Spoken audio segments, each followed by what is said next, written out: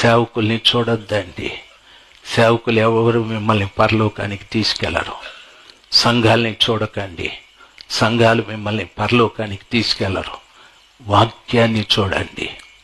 వాక్యం ఏం బోధిస్తుందో ఆ ప్రకారంగా జీవించండి. వాక్య ప్రకారంగా జీవించగలిగితేనే మీరు వెళతారు. దయ్యం మనకి సంఘాలని చూపిస్తుంది, సేవకుల్ని చూపిస్తుంది, యేసయ్యని చూపెట్టదు. యేసయ్యకి ఇష్టమైంది వాక్యానుసారంగా జీవించేవారే.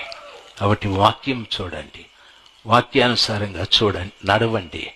రాజశేఖర్ మిమ్మల్ని పరలోకానికి తీసుకెళ్ళాడు, ఆయనే తయారు కావాలి. ఇంకొక ఆయన తీసుకెళ్ళాడు.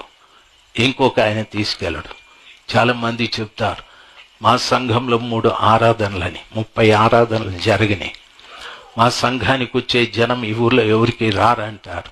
రాకపోతే పోనీ,